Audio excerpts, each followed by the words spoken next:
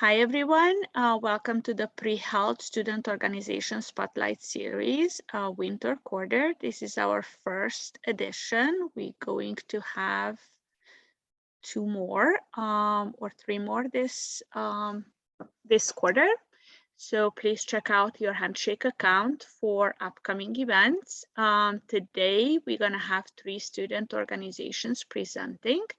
And I will stop my screen share now and invite Pulse to start their presentation.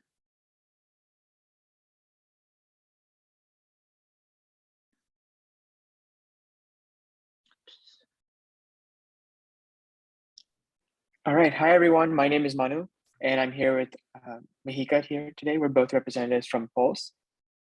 So to tell you a little bit about our organization, we are a student-run organization that primarily focuses on physician shadowing. And we're really trying to provide members with a holistic overview of the medical field. And that's through a good exposure to a diverse array of clinical specialties, community involvement, and professional development through many different outlets. So we aspire to kind of encourage our members to explore the multifaceted nature of healthcare in order to challenge them intellectually, broaden their perspectives, and better prepare them for a career in medicine. So to kind of delve into kind of the various components of Pulse a little bit more deeply, when we're in a normal year, we get to shadow 7 different departments are in the Ronald Reagan Medical Center. And we also have the opportunity to kind of get academic course credit for our shadowing, as well as a clinical case study presentation that our members complete while they're on their shadowing shifts. And then to talk a little bit more about our professional development component. So we do host several professional development events and academic events kind of centered around providing our members with resources and guidance to better prepare them for a future career in medicine. And then we also recently launched our first ever mentorship program. This is actually a byproduct of COVID-19. And basically what we do in this is that we pair each of our members up with a physician mentor or a medical student, and they have the opportunity to spend an entire quarter and get any kind of one-on-one personalized feedback or get any kind of questions they may have about the medical field answered through that interaction. And I'm going to pass it off to Mahika, who's going to talk a little bit more about the rest of what Pulse has to offer. All right, so a big part of Pulse is also community involvement. And so Pulse partners with the St. Baldrick's Foundation to raise money for pediatric cancer. And this comes through the form of our annual Brave the Shave event at UCLA. And in addition to that, we also host quarterly fundraisers. And so last quarter, we raised about $1,600 for various organizations, including St. Baldrick's. And in addition to that, we also try to partner with other organizations to maintain involvement in our communities by volunteering. And so these are going to span different spheres such as social justice and educating individuals in STEM and healthcare fields. And we do try as much as we can to volunteer. Again, due to COVID-19, this has been slightly limited because of the nature of the organizations that we partner with, but we do try our best to stay involved. Furthermore, in the COVID-19 era right now, in-person shadowing has just temporarily been halted. But like Manu mentioned, our mentorship program is still going strong. And this includes individuals partnering with different medical students, residents, and attending physicians, and gaining one-on-one individualized mentorship. This has been one of the greatest parts of the Pulse experience for a lot of members. And we do still offer SRP 99 and 199 credit through case study presentations. And so to talk a little bit about what the recruitment process looks like, we are recruiting right now in spring, or we will be recruiting this year in spring 2022 for the upcoming school year. And so anyone who is either a current freshman, sophomore, or junior is eligible to apply because the volunteering will be, or the shadowing will be for the entire upcoming school year. If you are a current 4th year, unfortunately, you're not eligible to apply because you will not be a UCLA student next year. And so what the application process looks like is that we have a short written application just to kind of get to know a little bit about you. And then based on that, we extend interviews, and then we'll have final decisions released a little bit later. support. And we do try to really emphasize diversity and equity within our recruitment process.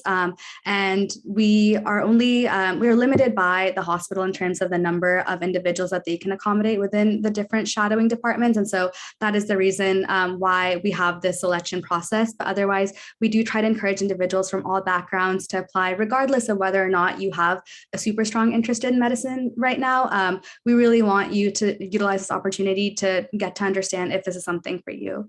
And so the QR code that you see in the bottom right, this is a link to our Linktree, and on that is an interest form for our recruitment cycle as well. So please go ahead and scan that, and you can put down your name and email on our interest form. And when the time comes later in spring quarter, we will send out an email with all the recruitment information in the timeline as well.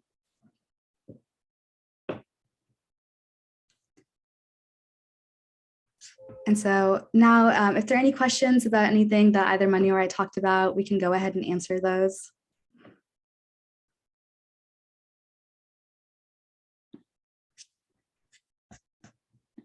If you have any questions, feel free to put it in the chat or the Q&A. You have the Q&A section as well. And just for the interest of time, we're going to move on to the next presentation, and I'm sure Mahika and Manu will be able to answer the questions either in the chat or in the Q&A if you have any. So if you think of some, please feel free to post them. And I will invite Brian next to present.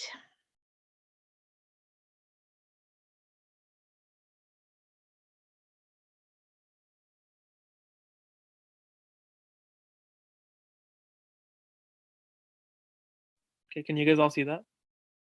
Yes, we can. Okay. So hey everybody, my name is Brian, and I'm from LA Health Volunteers, which is an undergraduate club at UCLA. Full disclosure, I am the social media director, so I don't know all the nitty-gritty details, but I do know enough about our organization to speak on it, and I hope that you guys find this informative. So this is our board.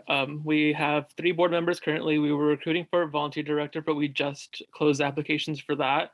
However, we are thinking of adding new board positions for the spring. So if you are interested in having a higher position, definitely look at our social media for any future posts that indicate whether or not we will be, recruiting more board members. So who is LAHV? We started originally as LA COVID Volunteers at the commencement of the pandemic. And LA COVID Volunteers is actually a nonprofit organization started by medical students from the David Geffen School of Medicine.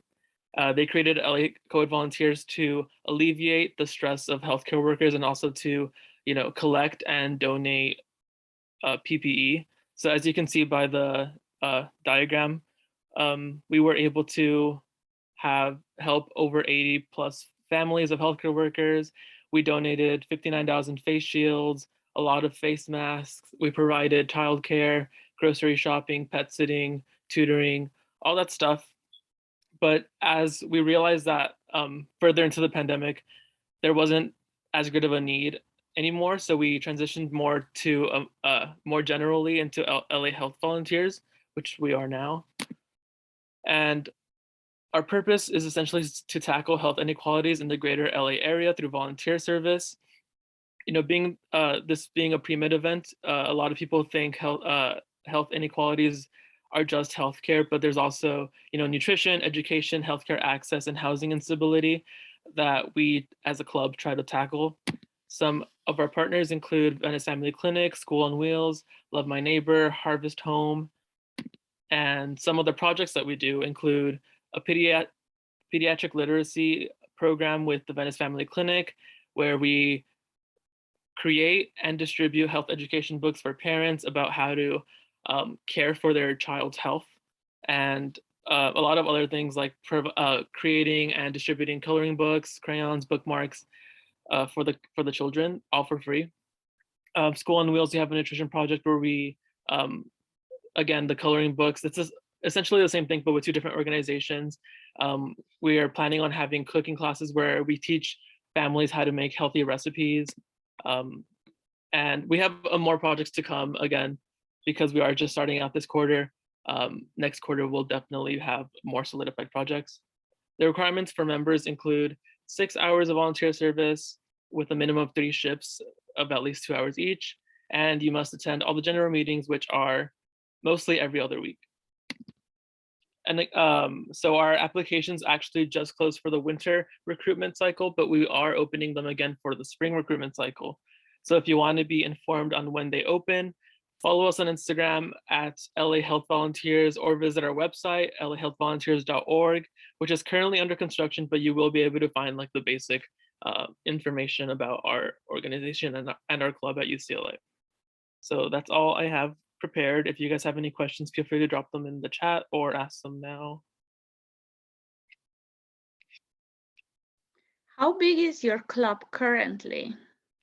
Yeah, so currently we have 40 members, but yeah, we're always accepting new members.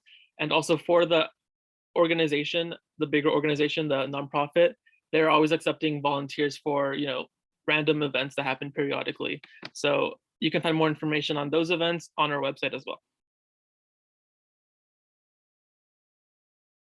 Do you offer any sort of mentorship to new members or something like that? So not directly, but we do have, because the organization was started by medical students, and there is a medical student club that is LA Health Volunteers as well. So we do have access to those sources, but we don't directly offer mentorship.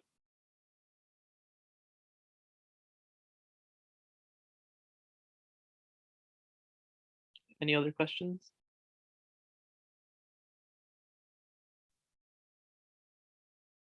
Any questions, anyone?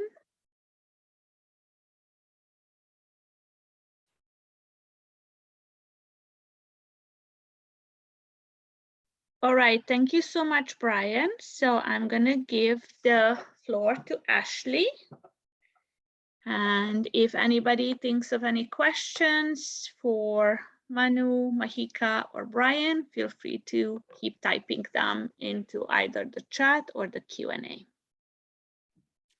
Thank you. Hi, everyone. My name is Ashley. I'm the Director of Partnerships for GlobeMed at UCLA, and I have a short presentation for you. So our organization, GlobeMed at UCLA, is in partnership with MCHI, that stands for Mpoma Community HIV/AIDS Initiative, which I'll get into a little bit later. And our overall mission is to promote global health equity through partnership and sustainability. So GlobeMed is one chapter within a whole nationwide GlobeMed network. So we're just one chapter out of 40 at UCLA, and then there's other chapters across the country. And we're specifically partnered with the Mpoma Community HIV/AIDS Initiative, or MCHI for short.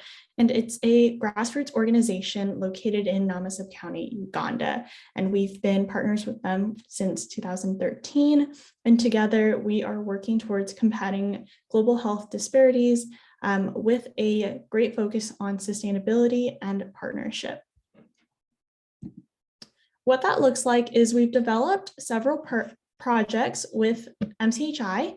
The first overarching one is WASH, which stands for Water Access, Sanitation, and Hygiene, and that's through borehole construction and community education. So MCHI works with the entire community, identifying villages that need better access to water, and we support them through fundraising so that boreholes can be constructed, and also building up a curriculum so that community members learn more about WASH. Then the second part of our projects are the Sanitary Pad Project, and that provides students at MCHI's local primary school with menstrual products and reproductive health education to reduce stigma. And lastly, we have Project for Income Generation, which is to promote financial sustainability by implementing a safety fund from pig profit. Basically, we started with 2 pigs, and the pigs are able to breed, and then distributed to the WASH villages that are participating in our projects. The villagers can decide as a community what they want to do with these pigs, but the point is to generate some sort of income so that when their water source, like their borehole, breaks down, there is already funds to make repairs and maintenance so that water access is a long-term process and a goal. And it's just not, like it breaks down and then there's nothing they can do about it.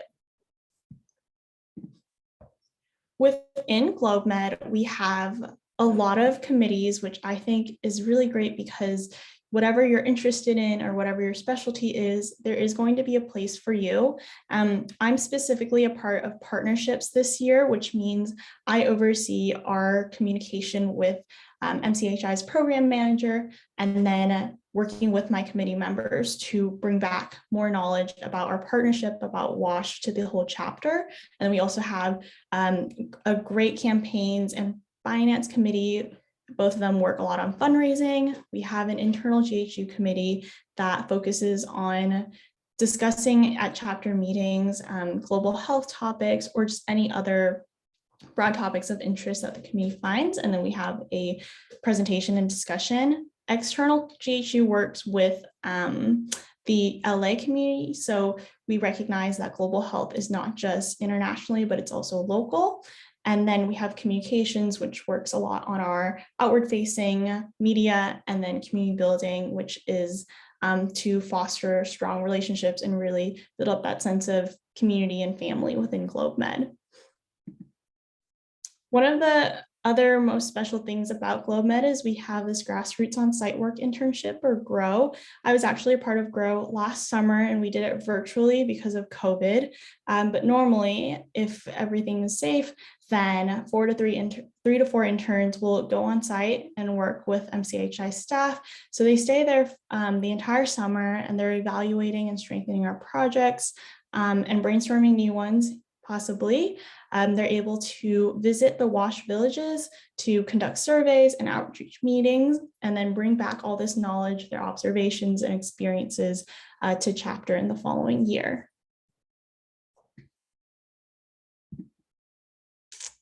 So you can find a lot more information about GlobeMed on all our social media. It's GlobeMed at UCLA on Instagram, Facebook, and TikTok.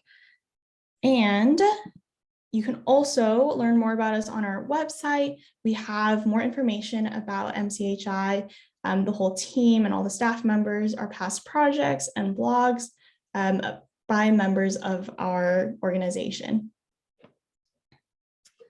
And that is all for me. So if anyone has questions, feel free to ask them. Thank you.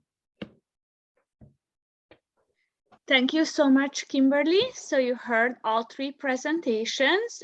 You know what? Let me allow, since we are a small group, to all of you to ask questions even in person. So you can just raise your hands if you have any.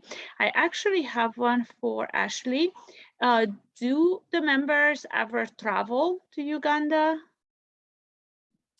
Yeah, so we have the GROW internship, which is the main opportunity for members to travel to Uganda and work face-to-face with our partners. Because of COVID, we've been doing the internship virtually, but once it's safe again, we are definitely looking towards resuming in-person internships. All right. And this is, so we have a question in the Q&A. When is the recruitment for GlobeMed? GlobeMed recruits in the fall, so please stay tuned, especially during the Enormous Activities Fair and then week 0. We put out a lot of recruitment material, and you'll definitely be able to find that all on our social media and then take part in our whole recruitment process. It happens very early in the fall quarter. So this is a question for all of you. What do you need from students who are interested in applying to your club? What sort of recruitment material are we talking about? So Ashley, do you want to start? What does yours look like?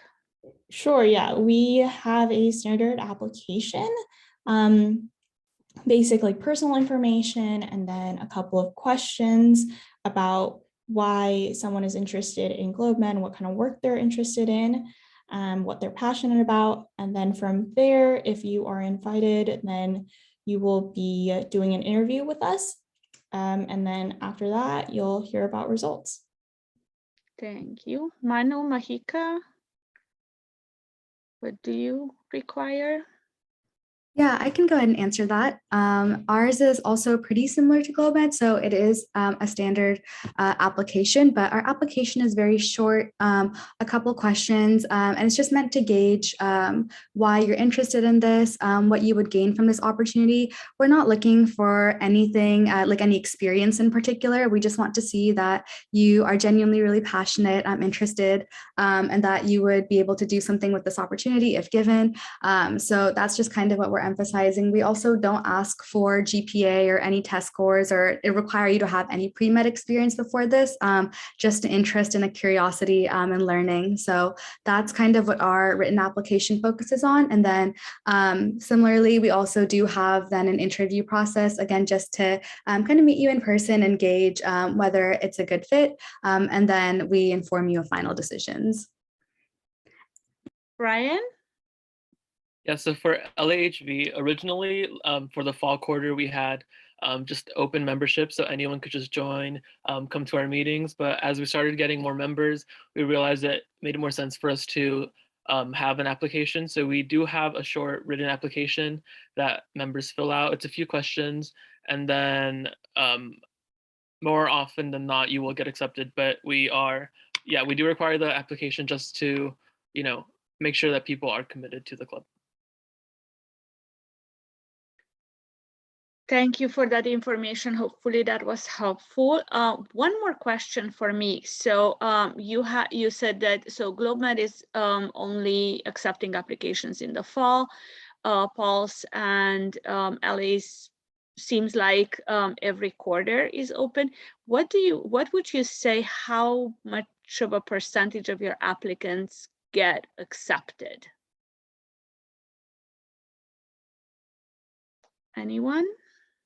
Oh, only spring for Pulse too. Only spring for Pulse. Okay, sorry. Like Mahika mentioned, I think a big constraint that we have is that we can only accept so many members from the hospital. So we tend to replace our graduating class each year, which tends to be about 20 people. And then applications, I can't really give a consistent number because they do vary by year. But I will say they have been growing as each year progresses, and as each year I've been in leadership. So I have noticed that. All right, that's good news though. Ashley? Yeah, very similarly, our spots depend on how much room we have. So that depends on how many seniors are graduating in the year. And there's definitely been some fluctuations with how many applications we get in. I think we were expecting lower numbers with COVID, but then it bounced back up. And we are leaning towards expanding our organization, I'd say. So I'd say it's reasonably competitive, but we are not looking for anything specific in terms of global health or pre-med experience. It's more about your passion and potential to grow and contribute to our organization. So I highly encourage anyone who's interested to still give it a shot. Thank you.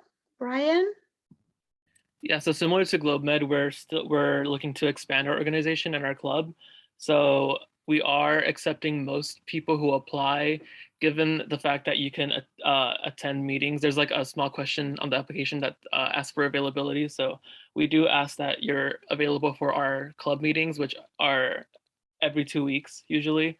And also it depends on the volunteer opportunities we have, but most of our opportunities have an endless number of volunteers. So yeah, all that we ask for is that you can attend our meetings.